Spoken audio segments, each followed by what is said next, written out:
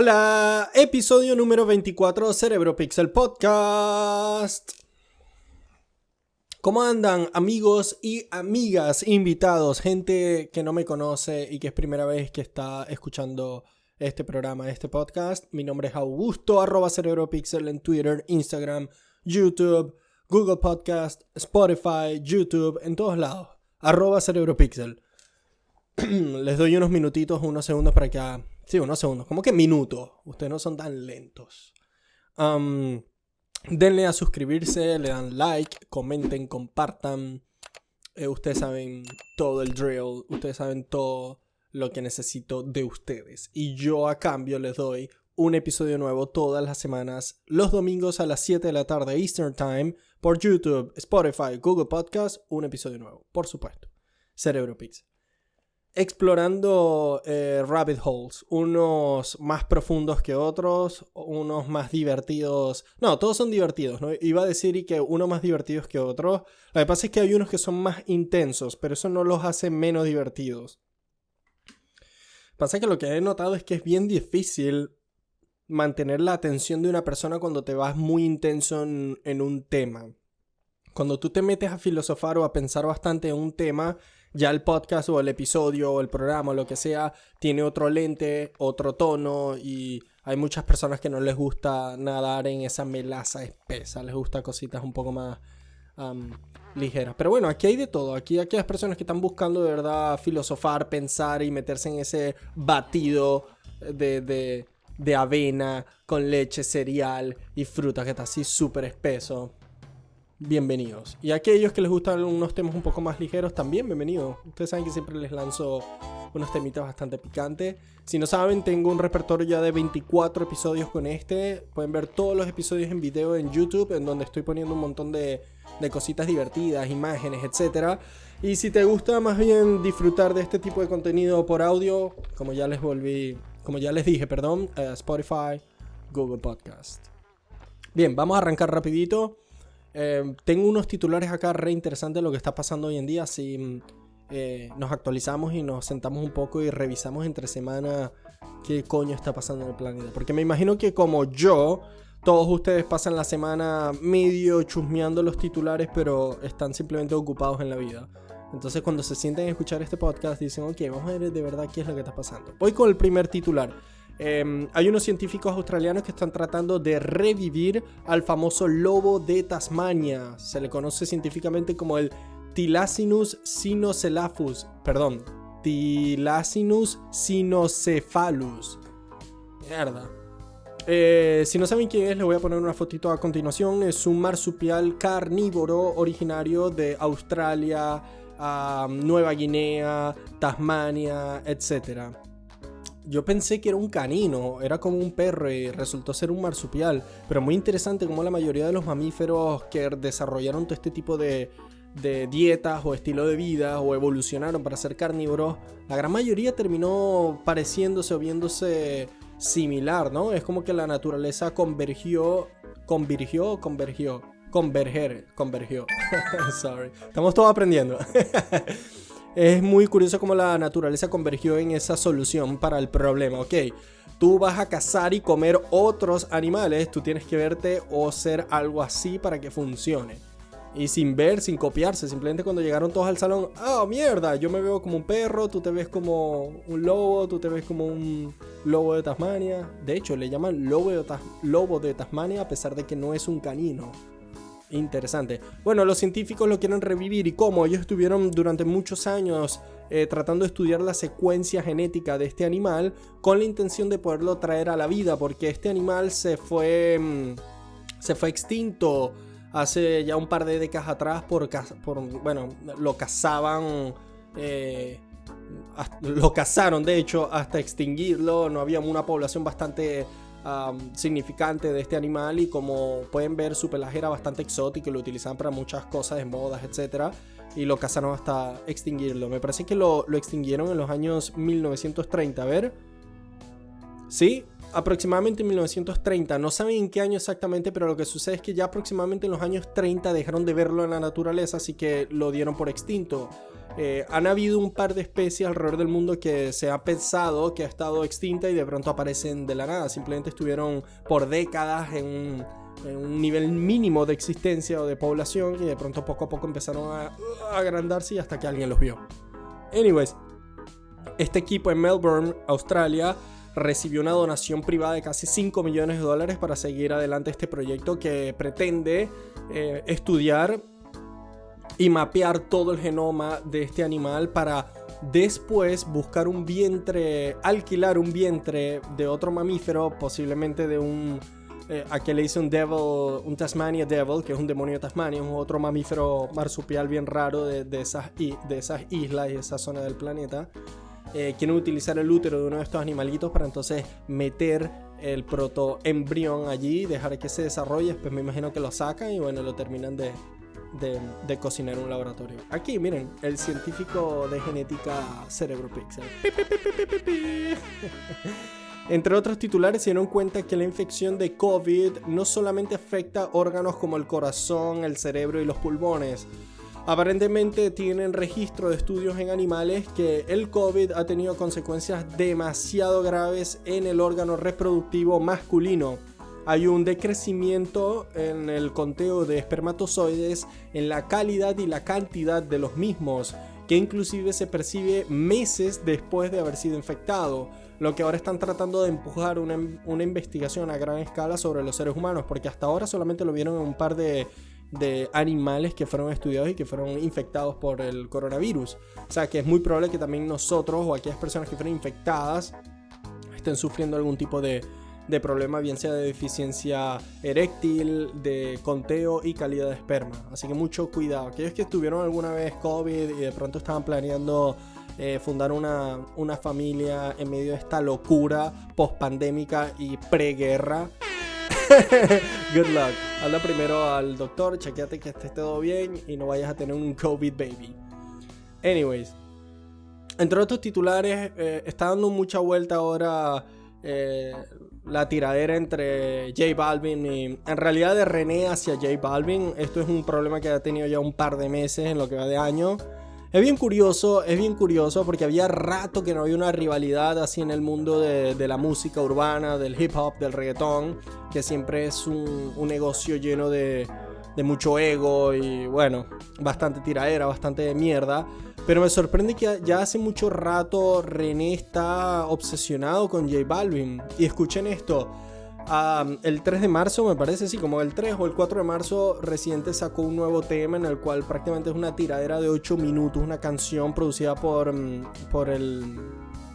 Bizarrap, que es un productor argentino de trap y hip hop. Hizo una canción de 8 minutos donde literal se cagó en la industria y se cagó y fue bastante directo con muchas cosas personales contra J Balvin. Y estuve leyendo al respecto y escuchen esto, J Balvin estaba tan preocupado por el lanzamiento de este tema, porque obvio, ellos se enteran antes de que salga el tema, de que bueno, por ahí te van a lanzar esto, que el tipo llamó a Saúl Álvarez, al Canelo Álvarez, el campeón peso medio y creo que welter también mexicano de boxeo, porque son grandes amigos, Canelo y J Balvin. Lo llamó a Canelo para que sirviera de mediador entre J Balvin y Residente, tratando de que pararan el lanzamiento de ese tema, y casi lo logra. Escuchen esto, hay un productor de un programa bastante conocido en Sudamérica, Raúl de Molina, conductor del programa Univisión El Gordo y la Flaca, fue quien dio los detalles de la llamada que habría recibido Canelo por parte de J Balvin. J Balvin llamó a Canelo para que sirviera de mediador y casi lo logra, pero ¿qué sucede? El papá de J Balvin comenzó a volcar toda esta información y todo el peo de la tiradera por redes sociales, y esto le terminó de sacar la piedra a Residente, quien decidió sacar el tema de igual manera. Casi logra sentarse a hablar con Residente y resolver el problema, pero el papá de este tipo empezó a tuitear, empezó a publicar información y detalles sobre esa conversación que evidentemente a Residente no le gustó y lanzó para adelante el tema. En mi opinión personal, me da un fastidio tremendo este tipo de tiraderas. Independientemente de que este tipo escriba o no las canciones, es algo muy común en la industria del entretenimiento. Eso no, obviamente le quita prestigio y valor a un artista, pero La gran mayoría sabemos quiénes son esos artistas y ninguno de ellos va a estar en el top 5 de las personas que de verdad saben cómo se mueve la cosa. Sé que hay un grupo más grande de personas que les sabe a mierda y de verdad creen que esos artistas son lo que son y escriben lo que escriben y viven la película que supuestamente están hablando, y entiendo el punto de vista de René, pero escúchame, René, tú eres una leyenda, tú eres muchísimo más grande y eres un pilar en el género, mucho más cementado que J Balvin, y que tú estés tan obsesionado con este tipo y sigas y sigas y sigas. Me hace pensar que te estás lanzando encima la imagen del Jake Paul, del reggaetón y de la industria. Es medio fastidioso. Yo me puse a pensar un poco como en tercera persona y me di cuenta que de verdad el género tiene rato como un poco estancado en la misma cosa. Están saliendo, perdón, están saliendo artistas y propuestas bien interesantes, pero hacía falta este picante para mover el género y la industria, pero no estoy seguro si esta es la manera de canalizarlo, ¿eh? Yo creo que la cuestión está un poco en tratar de mostrar que tu espectáculo, tu arte y tu producto es mejor que el de los demás, que es usualmente la narrativa de esos géneros urbanos, y ese pique genera esa sazón que muchos de nosotros también buscamos y escuchamos cuando vamos en el auto, donde sea, en el gimnasio. Esa tiradera está buena, pero no sé, cuando viene de gente tan grande y tan sabia, entre comillas, o gente que ya ha vivido muchos aspectos de la industria como René, y que está tan obsesionado por tirar abajo J Balvin, ahí es en donde me preocupa. En donde una ideología te lleve literal a la destrucción de otra, que genuinamente yo no veo cómo J Balvin esté intoxicando, dañando a las personas, independientemente que él escriba o no su música, o que haga música producida y elaborada y tejida por millones de personas. Él simplemente pone la carita. A mí me parece que su música igual despierta muchos sentimientos y ganas en personas, hablando del espectro positivo de la influencia de la música. Yo no lo veo a él empujando a la gente a hacer mierda loca, a herir a la gente, ¿me entiendes? O sea, shut the fuck up. Mucho drama innecesario de alguien tan grande como este tipo, así que bueno. Para cerrar este ciclo de noticias, que fue bastante difícil conseguir titulares variados, el fuego que ocasionó la invasión rusa sobre uno de los reactores nucleares o plantas nucleares de energía nuclear en Ucrania ya fue extinto. Por si no saben, hay una planta nuclear muy importante en Ucrania llamada Zaporizhia. Durante la invasión rusa, ellos tomaron la zona, bombardearon todo y se había generado un incendio muy importante en esa planta que habían catalogado como extremadamente delicado, porque si algo peor o llegaba a avanzar el fuego y se salía de control y se abría el reactor, era como que otro Chernóbil o hasta peor. Lo que en realidad ya no haría el problema de la invasión rusa en Ucrania local, que ya no lo es, la verdad es que ya no lo es, pero simplemente lo llevaría a una escala superior, porque si no recuerdan, cuando Chernóbil explotó, se dio cuenta la comunidad internacional que había explotado Chernóbil, porque lectores de radiación en Suiza, Suecia. Es un problema que tengo, Sweden and Switzerland, porque en español es Suecia y Suiza. En fin.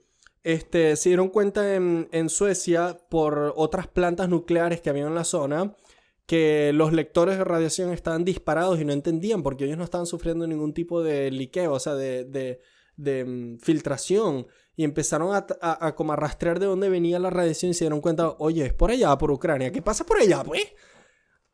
Si esto pasaba en esta estación, esta planta nuclear, era muy probable que todo el área de Europa oriental hubiera sido evacuada, no solamente Ucrania, sino todo el mundo se debe haber salido de esa área, porque debe haber sido un desastre. Entonces cerré. Ahí prende la moto y la moto cierra.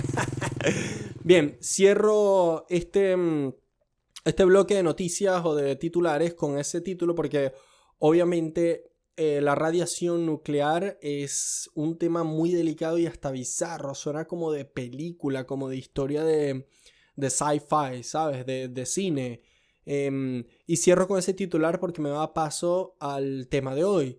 El tema de hoy, episodio 24, se llama Guerra Nuclear. Hoy vamos a evaluar qué es una guerra nuclear y las posibilidades que tenemos hoy en día en plena invasión rusa de enfrentarnos a una guerra nuclear, lo que es muy raro, porque este sentimiento no se ve visto en la cultura pop o en la sociedad desde la Guerra Fría, en los años posteriores a la Segunda Guerra Mundial, en los 50, 60, 70, hasta finales de los 80 y 90, cuando se quiebra la Unión Soviética.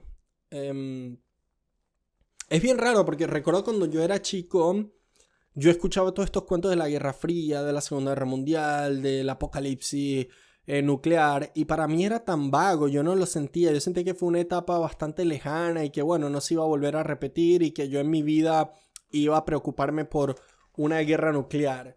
Especialmente cuando empiezas a crecer en los 90, en los 2000, en los 2010, en donde empiezas a ver todos estos movimientos internacionales para desarmar a estas naciones que poseen estos armamentos y estas armas tan poderosas. Cómo empiezan poco a poco a regular el acceso a los minerales como uranio y plutonio, que son bastante utilizados en la elaboración de estas armas, que más adelante vamos a entrar en esos detalles. Así que para mí fue como que una cicatriz del pasado que nos recordaba qué tan cerca estuvimos de aniquilarnos como especie, pero yo no lo veía pasar ahora en mi vida, y ahora con esta edad no puedo creer que estoy enfrente de un escenario pre-guerra mundial. Yo sé que suena muy exagerado y quizás, y espero que no avance a una guerra mundial, pero si ustedes se ponen a leer en la historia y se dan cuenta cómo se desataron la Primera y la Segunda Guerra Mundial, fueron escenarios muy similares a los que están ocurriendo hoy en día.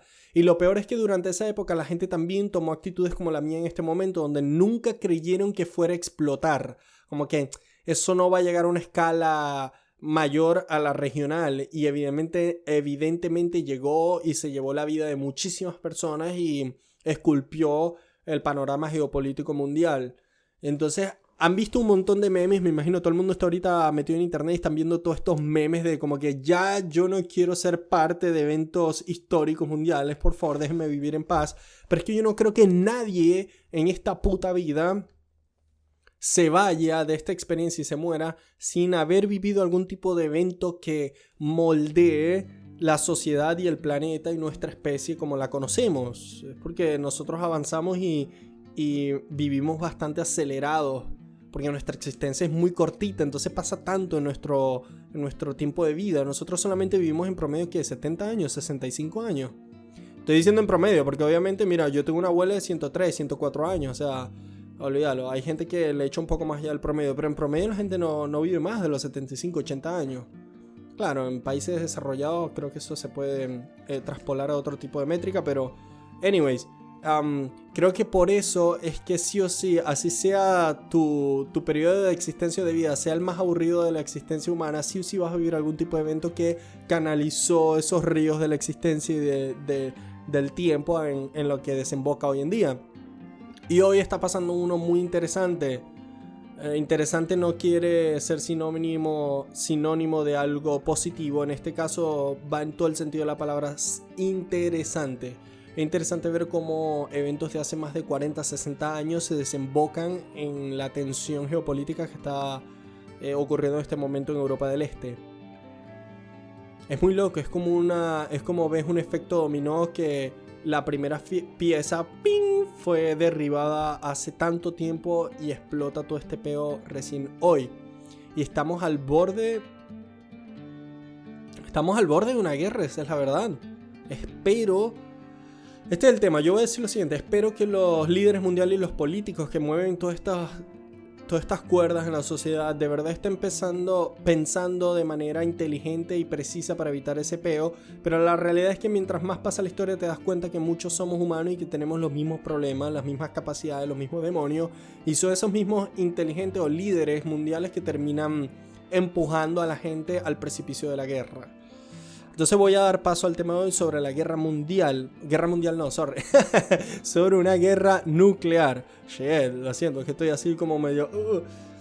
créanlo o no, una guerra mundial hoy en día nos afecta a todos, como la palabra lo dice, guerra mundial. Si nada más con este conflicto que está ocurriendo entre estas dos naciones en esta área de Europa, ya estamos sintiendo un montón de consecuencias negativas acá en el mundo libre, en Estados Unidos, en América, en Sudamérica. Bien sea por combustible, rutas de comercio, bancos, etcétera, cambio, acciones. estamos viendo una inflación, estamos viendo una alza de precios en productos y en cosas que inevitablemente nos arropa a todos. Ese es el tema. Estamos viviendo una época muy interesante como especie porque el planeta está totalmente conectado. Cuando a alguien le da gripe, aquella persona se puede infectar también. Cuando a alguien le da gripe, el otro deja recibir en tiempo, en forma y en calidad las cosas que está esperando del engripado. Obviamente estoy siendo bastante ligero y superficial con un ejemplo de gripe, pero ustedes entiendan lo que digo. Como estamos ahora en un planeta tan conectado, cuando un país se cae a golpes con otro, es muy probable que a nosotros nos reboten las botellas y nos salpique la cerveza. Anyways, vamos a arrancar rapidito. Muchos de ustedes tienen en la cabeza la idea de qué carajo es un arma nuclear o cómo funciona. Y me imagino que tienen en la mente esta explosión que parece un hongo épico, y Terminator y todas estas películas de la cultura pop que nos han dado una imagen bastante dramática de qué pasaría en el planeta si detonan estas cosas. Pero me imagino que no tienen idea de cómo funcionan. Para ustedes es una bomba extremadamente potente, y es una bomba, y la verdad están equivocados. Para hacer un arma nuclear tienes tienes varias maneras de hacerlas, pero hoy en día solamente las fabricamos de dos tipos, o hay dos reacciones principales que determinan el tipo de arma nuclear que estás detonando. Tienes la bomba nuclear y tienes la bomba de hidrógeno. Ustedes se preguntarán, ¿qué tiene de diferencia esto? Bueno, la bomba nuclear es una bomba. Esta bomba luce usualmente como un torpedo alargado, y su explosión ocurre a través de reacciones físicas y químicas, todas basadas en la fisión de elementos pesados. Mientras que la bomba de hidrógeno es a través de la fusión. Tienes dos tipos de reacciones, fisión y fusión. La bomba nuclear clásica que conocemos tú y yo es a través de fisión. El procedimiento de fisión es aquel proceso que divide una partícula en dos. Durante esta división, ¡pum!, que una partícula se divide en dos elementos, se liberan cantidades exorbitantes de energía. Entonces, ¿cómo funciona una bomba nuclear? Usualmente ellos agarran elementos pesados. Elementos pesados son aquellos que tienen números en la tabla periódica bastante... números atómicos bastante elevados. Los números atómicos determinan la cantidad de protones que un elemento tiene en la tabla periódica. Entonces, por ejemplo, elementos como el uranio 235 o el plutonio 238 son uno de los elementos favoritos al momento de utilizar estas bombas. No voy a entrar en mucho detalle en qué coño es un uranio 235 y un plutonio, porque si no me voy a ir a un podcast de casi 5 horas y yo no soy experto en química ni en elementos. Pero para hacérselos cortitos, uranio 235 significa que es una partícula, un elemento de uranio que tiene 235 protones. Esto lo hace un elemento extremadamente pesado. ¿Y qué sucede? Cuando tú bombardeas el uranio 235 con protones, neutrones, perdón. Cuando tú bombardeas al elemento uranio 235 con neutrones, uno de estos neutrones le da al núcleo, ¡pum!, y lo sobrecarga, y pasa de ser a uranio 235 a uranio 236. Uranio 236 se le conoce como un núcleo compuesto inestable y no puede mantenerse unido hasta que hay un momento que ¡pum!, se divide en dos. Cuando él hace esa explosión, ¡pum!, que se divide en dos elementos, se divide en bario 141 y krypton 92. Ahí se libera estúpidamente cantidades de energía que la gente logró almacenar y diseñar para ¡pum!, explotar y dañar y causar caos. Ok, eso fue la bomba nuclear. Ahora, la bomba de hidrógeno es totalmente lo opuesto. Ella funciona a través de procedimientos de fusión nuclear. Fusión nuclear quiere decir que ellos agarran un elemento y lo exprimen, dos partículas, de un elemento, y las exprimen entre sí para ¡puf!, formar una partícula. Y así como la fisión, al dividirla, genera energía, el empujar y fusionar un elemento también genera energía. Es otro procedimiento, pero ¿qué sucede? Para nosotros poder unir dos partículas así, exprimirla, es muy difícil. Eso requiere mucha energía, presión, temperatura. Es lo que, por ejemplo, mantiene al Sol brillando. El Sol es un generador de energía nuclear por medio de fusión natural. El Sol es tan masivo que él está constantemente transformando partículas de hidrógeno en helio. Es tan masivo y la gravedad es tan grande que él exprime tanto estas partículas, las calienta tanto que las partículas de hidrógeno que están independientes o individuales se fusionan y generan helio. Y bueno, eso es lo que le da al Sol esa energía, calor y brillo. Entonces nosotros aquí en la Tierra estamos tratando de replicar ese momento o ese proceso en una explosión. Y eso es lo que genera lo que tú y yo conocemos como una arma nuclear. Entonces bien, es bien preocupante porque cuando me puse a leer, no quiero entrar en tanto detalle porque como pueden ver en estos minutitos que les estuve explicando vaga y vulgarmente cómo funcionan las bombas, son términos bien pesados y bien complicados y parecen magia y no puedo simplemente lanzarlos aquí a la ligera y que bueno, ustedes después googleen porque voy a parecer que estoy hablando mierda y la verdad estoy hablando mierda porque no conozco mucho el tema. Pero bueno, lo que me preocupa de este tipo de armas es que no necesitas mucho de ese elemento, de ese uranio, para causar devastación a tal escala. Es como súper ridículo la potencia que tiene esta arma. Es algo que literal puede borrar de la faz de la Tierra a nuestra especie. Y pensar que hoy en día tenemos ese poder te da una perspectiva bastante delicada de que somos como especie. Ya nosotros no somos un animal más de este planeta. Y ojo, no lo quiero decir por desestimar a los demás seres vivos de este planeta. Yo creo que todos tenemos el mismo derecho a vivir, a experimentar y a existir y a descifrar qué coño vinimos a hacer en esta existencia. Pero lo que quiero decir es que a nosotros se nos dio este don o esta bendición de ser así inteligentes. El planeta Tierra no es el mismo desde que nosotros existimos y por ende nosotros tenemos una responsabilidad tremenda para con el mismo.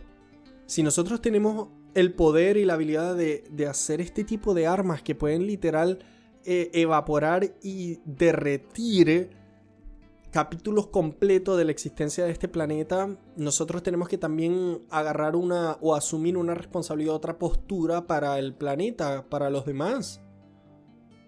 Tenemos que dentro de todo ser los protectores del mismo. Después de todo, el planeta fue quien nos dio vida, quien nos dio la oportunidad de existir y experimentar esto. Así que creo que es nuestra responsabilidad también cuidar del mismo. Pero bueno, ¿cuándo se inventó esta bomba? Vamos a entrar un poco más en detalle de qué carajo fue lo que pasó que llevó a la elaboración de esta arma. ¿Por qué nosotros como especie llegamos ahí? El científico Robert Oppenheimer es el científico al cual se le atribuye la creación de la primera arma nuclear.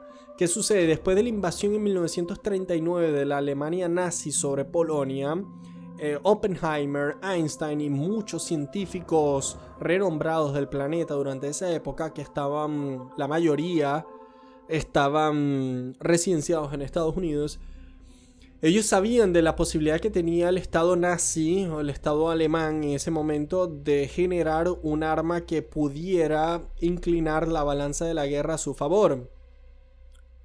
La idea de una arma nuclear era una idea todavía en teoría en la comunidad científica y que todavía no había sido probada, pero que en papel existía y se podía hacer. Era como que, brother, si ellos logran recoger la cantidad de recursos y cerebro necesario para generar esa arma, se puede hacer. Cuando en 1939 Alemania invade a Polonia, este grupo de científicos se logra sentar con el gobierno de Estados Unidos y les plantea, oye, hay una gran posibilidad de que de pronto los nazis estén elaborando esta arma y si ellos lo hacen, ustedes van a perder. En ese momento Oppenheimer arma un grupo de científicos de equipo para desarrollar la primera arma nuclear y le pide al gobierno de Estados Unidos solamente $6,000 para elaborarla. Algo bastante fantasioso porque recién en 1945 cuando logran detonar... ¿1945 o 44? 45. En 1945 cuando logran ya prácticamente culminar el proyecto Manhattan, que fue el proyecto que elaboró, diseñó y detonó la primera bomba atómica, ya ese presupuesto de $6,000 se había elevado a 2 billones. Así estaban de claros de que era lo que les iba a tomar o llevar desarrollar el arma más potente de este planeta. De $6,000 a 2 billones. Pero qué coño, en ese momento no teníamos ni idea de cómo hacerlo. Más bien fue bastante osado del gobierno de Estados Unidos en confiar en esta gente y decir, dale, por ahí es. Invertamos todo porque esto no solamente va a acabar con la guerra mundial, sino que nos va a dar una posición geopolítica en el planeta sumamente importante. Y bueno, Oppenheimer a la final él termina renunciando a este programa y se une más bien a una fuerza filosófica y política que combate la creación y el desarrollo de más armamento nuclear, porque el tipo inclusive queda trastornado por la magnitud y la potencia del arma que él acaba de diseñar y se da cuenta que gracias a él la humanidad de pronto acaba de entrar a una etapa de la cual no pueda salir. Y desde que él inventó el armamento nuclear, se han detonado más de 2056 armas nucleares. Mierda, estas no incluyen obviamente las detonaciones de Nagasaki e Hiroshima en Japón. Pero todo comenzó el 16 de julio de 1945. Ya aproximadamente 8 naciones han detonado 2056 armas nucleares. Muchas en el norte de China, en las islas del Pacífico, en Nevada en Estados Unidos, Algeria en África, en donde Francia estuvo experimentando con su propio armamento nuclear, Australia, Reino Unido. Entonces hemos experimentado un montón sobre el tema. Qué loco, ahí leí por ahí que Rusia tiene actualmente 6.000 misiles nucleares, mientras que Estados Unidos tenía 5.500. ¿Qué necesidad? ¿Qué necesidad, de verdad? Escuchen esto, ¿a ti te hace falta generar 6.000 misiles nucleares? Cuando con no sé cuánto, pero mucho menos que 6.000 es necesario para devolvernos a la edad de piedra. Ahí es donde no entiendo esa lógica. ¿Cómo una ideología te puede llevar a la aniquilación total de tu especie? Por eso digo que ya nosotros hemos llegado casi al nivel de dioses sobre este planeta y la responsabilidad es tan grande que caer dentro de estas discusiones banales de ego y de primates, de animales, que comprometan la historia de este planeta es estúpido, es como bastante irónico, pero a la misma vez hay un romance en esa idea que no puedo negar. Pero bueno, no le puedo dar la derecha a ese romance, prefiero mirar al otro lado, empujar hacia el otro lado, porque si sigo con ese romance tóxico puedo terminar envenenado. Anyways, dentro de estas 2056 armas nucleares hay 2 que no están contadas, que fueron las liberadas en Hiroshima y Nagasaki. Esto fue durante el marco final de la Segunda Guerra Mundial. Estados Unidos logra detonar estas 2 bombas sobre Japón para terminar de ponerle el clavo en el ataúd de la Segunda Guerra Mundial y terminar. De hecho, les voy a poner acá una imagen de la propaganda americana, la cual prácticamente anunciaba: vamos por ti, Japón. Increíble. Hay muchos historiadores y hay muchos filósofos. Bueno, hay mucha gente que ha pensado sobre la ética de haber lanzado esas bombas nucleares y hasta hoy en día hay un debate donde dicen que no hacía falta lanzar la bomba nuclear, ¿saben? Como que ya Japón estaba por rendirse, simplemente un par de meses empujando aquí y por allá hubieran desenvuelto el mismo resultado en la Segunda Guerra Mundial, pero me parece que Estados Unidos estaba en ese momento bastante decidido en demostrarle al planeta el músculo y la inteligencia y la capacidad que tenía. Más allá de eso, ellos no habían hecho hasta ese momento algún tipo de prueba de esta arma sobre civiles, sobre ciudades, sobre infraestructura. Ellos de verdad estaban súper curiosos porque hasta leí que cuando explotaron las 2 bombas, lo primero que hizo Estados Unidos fue enviar comisiones de miles de cientos de científicos, médicos y profesionales que fueron a registrar cada detalle del efecto de la bomba o de esa arma sobre su objetivo. Y obviamente eso es muy importante, a ganar ese tipo de data, de información, pero ¿a qué costo, brother? De verdad, tu ideología merece ese tipo de pisotón y ese tipo de sufrimiento, porque hubo mucha gente que ahí ni puta idea qué estaba pasando y simplemente una mañana se pararon y los evaporaron con un arma épica de dioses como el arma nuclear. Para que tengan una idea de qué tan fuerte o tan poderosa fue esa arma, la bomba que fue lanzada en Hiroshima y Nagasaki fueron aproximadamente de entre 15 megatones y 21 megatones de explosión de TNT. Ustedes se preguntarán, ¿qué coño es un megatón? Bueno, es una medida que utilizan para medir el impacto de una explosión en relación a X cantidad o kilos de TNT, que es una explosión que todos nosotros conocemos, en Acme, en las comiquitas, etc. Por ejemplo, un megatón de explosión es equivalente a 180 toneladas de fuerza de impacto. 180 toneladas en tu cara de un bofetón. Genera vientos de aproximadamente 255 kilómetros por hora dentro de un radio de 6 kilómetros. Y si te acercas a 1 kilómetro de radio, tienes casi 4 veces la cantidad de fuerza y vientos. O sea que tienes casi 756 kilómetros por hora de viento pegándote en la boca así. Es ridículo. Y estos fueron apenas 15 y 21 megatones. Ustedes saben que en los años 50, si no estoy equivocado, en el 56, vamos a buscar acá rapidito. En el 56, si no estoy equivocado, la Unión Soviética detonó la gran famosa bomba Tsar. A ver, pim pum pam. Ya les voy a decir cuándo fue. El 30 de octubre de 1961, ellos detonaron la bomba nuclear más grande de la historia de la humanidad, con una potencia de entre 50 y 58 megatones. Eso es ridículo, fue ridículo, era algo que llegaba a capas casi que al borde del espacio, en la atmósfera de la explosión. Fue estúpido, fue algo que se pudo detectar alrededor del planeta y dio no sé cuántas vueltas la explosión, el sonido dio no sé cuántas vueltas todo el planeta de lo fuerte que fue. Fue tan innecesario, Esa fue una época donde la gente estaba jugando con la muerte.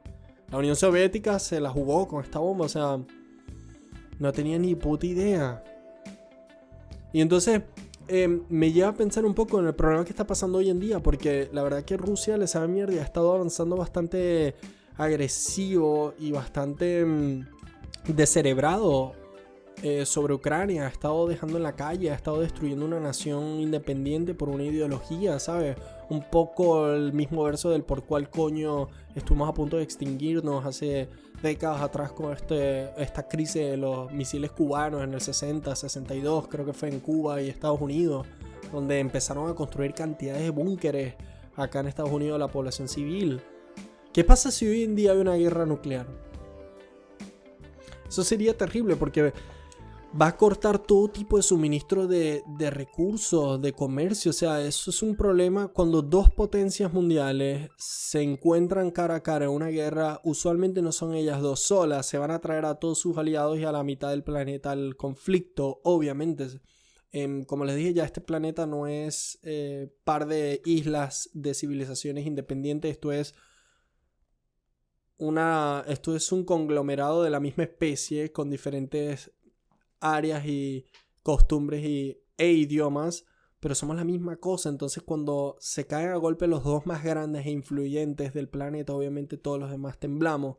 Y yo no creo que una guerra nuclear ahorita sea lo que necesitamos, saliendo de una pandemia que estamos todavía recuperándonos.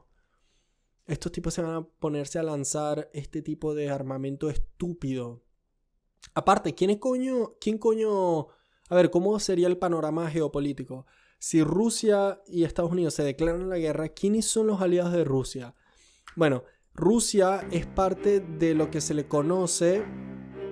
Ustedes saben NATO, que es prácticamente el origen de todo este conflicto que está pasando ahora. Si no saben, los invito a mi episodio anterior, ¿qué está pasando en Rusia y Ucrania?, donde hablo un poco más en detalle de esto. Pero bueno, Rusia es parte de la CSTO, que es Collective Security Treaty Organization, o Organización del Tratado de Seguridad Colectiva, que esto fue como un tratado entre las sociedades post Segunda Guerra Mundial, estos estados comunistas y socialistas de Europa y del mundo, los cuales, así como NATO se unió para pelear contra el comunismo con las naciones occidentales,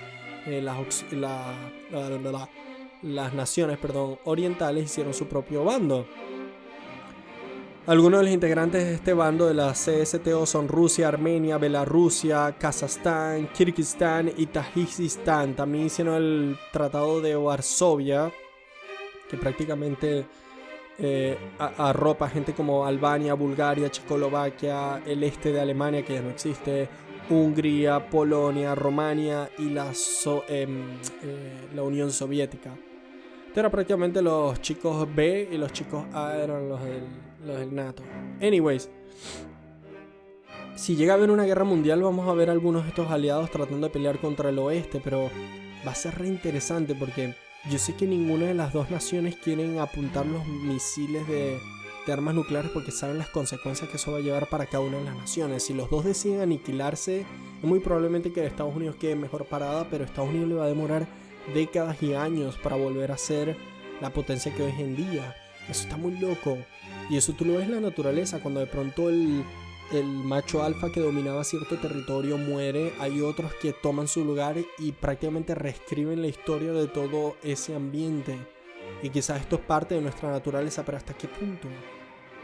¿Hasta qué punto? Porque yo entiendo conflictos bélicos, entiendo la violencia en nuestra especie, eso es parte de nosotros, pero ya estamos hablando de otro nivel, ya no somos simplemente simios o humanos, somos los que literal llevamos la batuta de este planeta y tenemos en nuestras manos la capacidad de extinguirnos un montón de veces.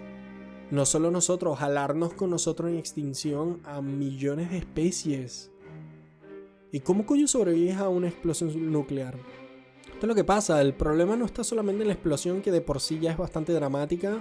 Para que se hagan una idea, las bombas nucleares las detonan en el aire, las dejan caer como a casi entre 500 y 600 metros sobre el nivel de la Tierra y las detonan porque esto genera una onda de choque que multiplica el impacto de la detonación sobre la región. Entonces cuando tú estás justo por debajo de ella, casi a 1.6, a casi 3 kilómetros de radio, todo lo que esté en esa zona se literal evapora. O creo que se evapora literal. Se evapora literal. Maldito español, lo siento. Estaba hablando de una explosión que es simplemente de ciencia ficción, que solamente veías en las películas.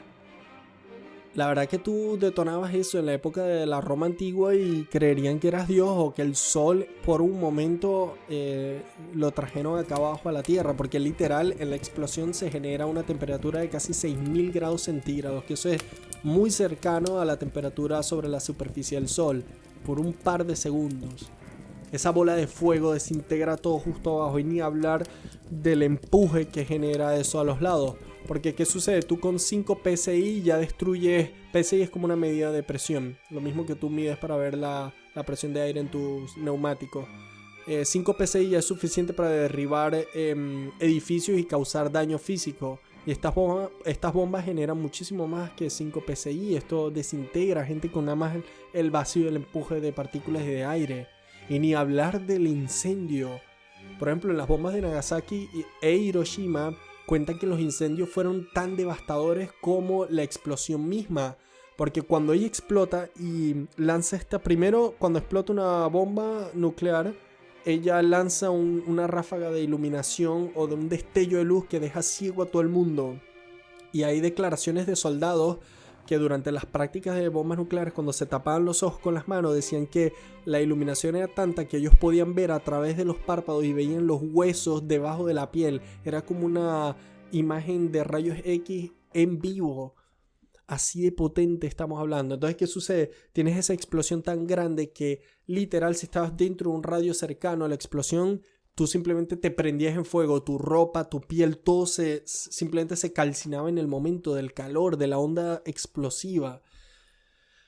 Esto es estúpido. Anyway, si tú sobrevives a esta explosión, después viene lo más letal, que es el fallout o la radiación que viene después de la explosión. Por ejemplo, en Hiroshima y Nagasaki, después de la explosión, durante 40 minutos posteriores a la explosión, comenzó a llover una lluvia bien grisácea y como con ashes, o sea, polvo y cenizas, y todo esto era material radioactivo producto de la explosión, y es esto lo que terminó matando casi 4 o 2 veces más la cantidad de personas que la explosión inicial, cuando eres expuesto a todo este material radioactivo. Entonces, ¿cómo coño sobrevives a esto? Para sobrevivir, lo que dicen los expertos es que tienes que tener un búnker. O sea, tú tienes que ser capaz de poderte meter bajo tierra y quedarte ahí un par de días para salir y escapar de la zona. Durante los primeros días es crucial no exponerte a estas partículas porque es lo que después te va a matar de cáncer, de mutaciones, de daño a la piel, a los órganos.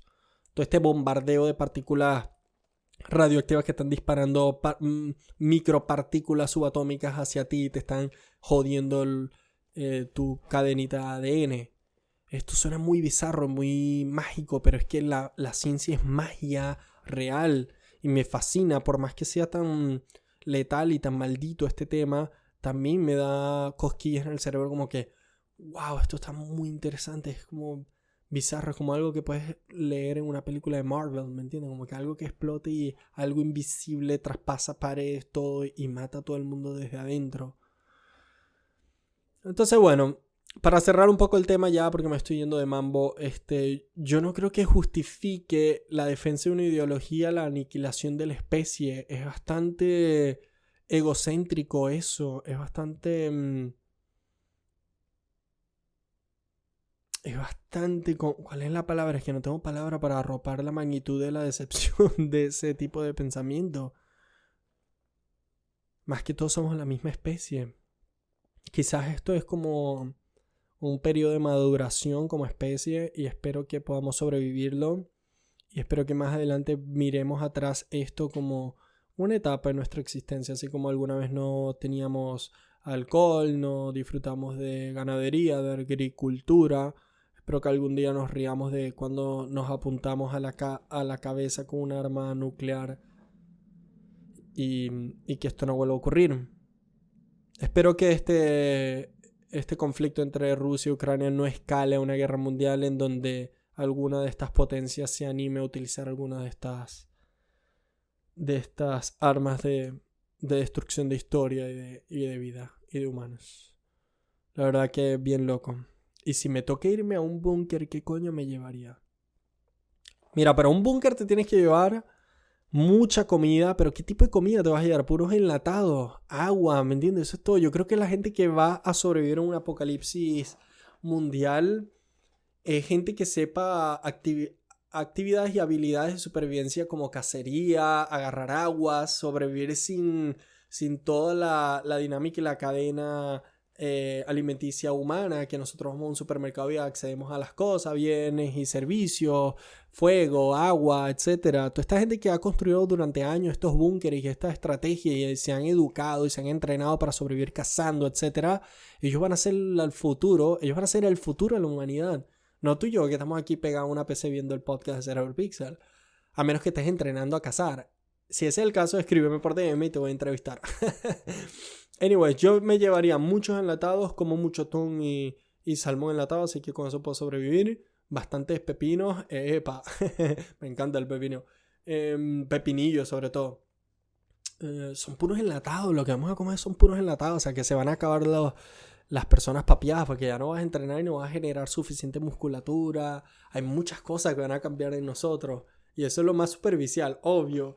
Nos vamos a devolver prácticamente a la edad de piedra. Imagínense eso, que nos eliminemos a tal punto que tengamos que volver a crear el internet, bancos, etc. Mierda, estamos así a eso. Y espero que puedan reflexionar y no le demos al botoncito rojo como Didi de Dexter Lab. Anyway, gracias a todos por acompañarme y explorar un poco y entender cómo funciona un arma nuclear y las implicaciones de una guerra. Ya saben, todos los domingos, 7 de la tarde Eastern Time, YouTube, Spotify, Google Podcast, un episodio nuevo, 7 de la tarde Eastern Time o hora de Miami. Síganme en las redes sociales, @CerebroPixel, Twitter, Instagram, en todos lados, YouTube, denle like, compartan. Gracias. Los veo la próxima semana, si no es que han detonado nada.